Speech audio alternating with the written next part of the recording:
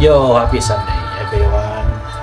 And today, mag-prepare lang tao dato ang breakfast. Yun, pancake and some sausage.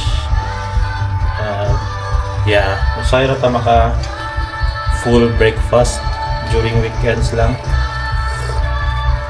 Kay weekdays ayun na pang duty, so wala na tayong time magluto-luto. Usually lunch na lang, mag-prepare lang tayong sandwich. Mag-prepare lang akong sandwich para lunch dahil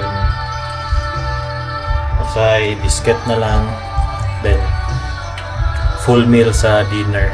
Before mi nalaga Australia, nakakuha akong scholarship sa TESDA cookery. So sa una pa, galuto naman ko sa balay, gina-observe lang ako sa tatay o sa pagluto, gawat ako sa yaha, o sa akong kasugoon, unsaon pag gisa, unsaon pag lutog sinabawan.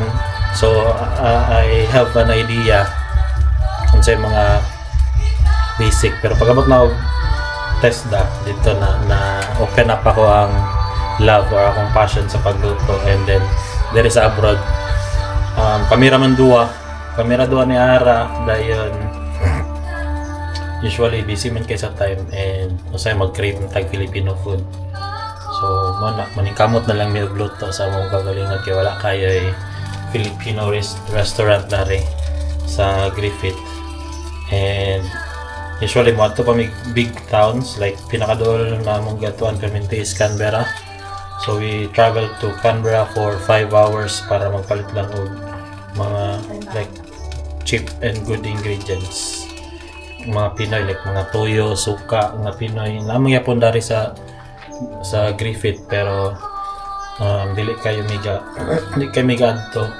But yeah, whenever we go to Canberra dito may magpalit og daghan kay para among konsumo for 3 months.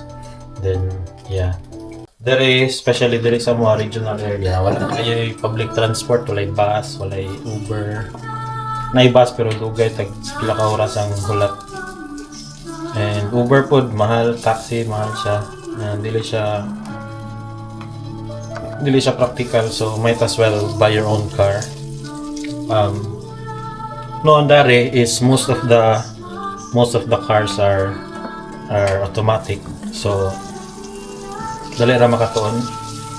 And ilang roads pod or ilang traffic rules, traffic laws nila so na disiplinado mga tao ba in terms of driving. Pero yeah, dapat at least you have an idea or you're willing to learn how to drive going to work and going home or going around the town kung na kayo gusto tuan.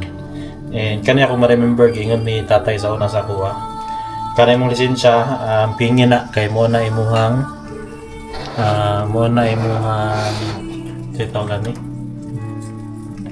imong investment or mo na imong magamit for your business or for your work. So ang pingan dyan na mo din na mo ihatag sa ginsa balag sa LTO.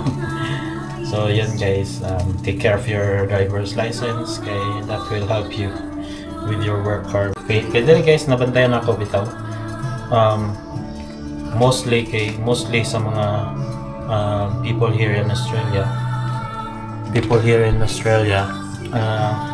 wala kayo sila wala sila foundation sa ilang faith. Gamay ra ang like Catholic, gamay lang mga gisimba Christians, and most of them are busy sa ilang work or kung weekends man gani. Nasa sila yung mga hobbies, they go to the park, they go to camping, or they just stay in their homes kana. And usually sa ato kamong God is it's a practice na every Sunday magsimba yun ta.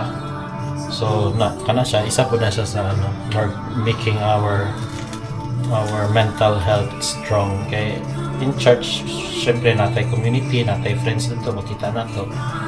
And yan, if you don't have that community, if you don't have that foundation sa imong faith, maybe maglisod ka diri kay syempre ikaw Raisa, you're just starting out with your life and you are busy working, you are busy thinking of people back in the Philippines. So yeah, and there are times na even though na kay partner, na kay wife, or yeah, you have your spouses, and na-jud with time nga you want to be alone, you want to be nang ikaw Raisa, and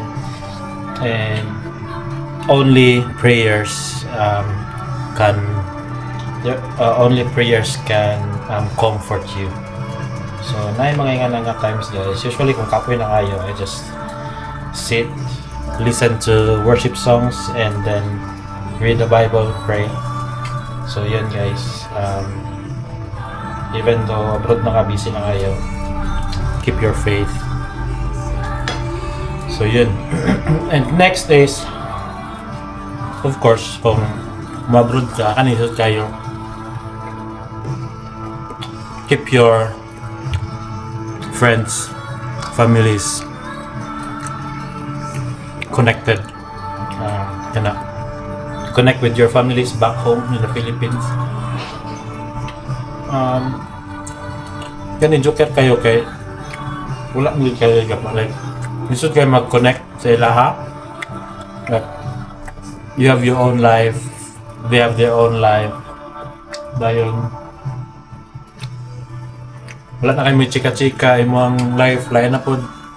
Maglisod ko, relate sila, maglisod po sila, relate sa imo usually. Storyahan is work, anak. And then, pag may mangumusta, ay, kumusta?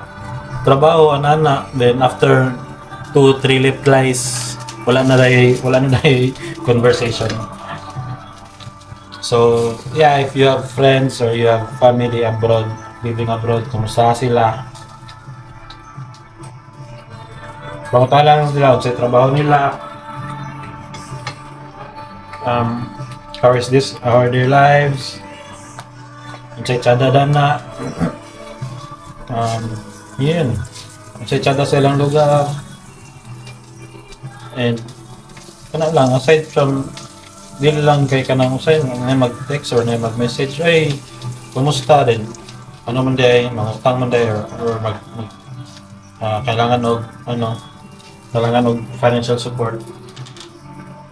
So kumusta lang sila kay lisod ang it's hard living abroad, away from your families, away from your friends.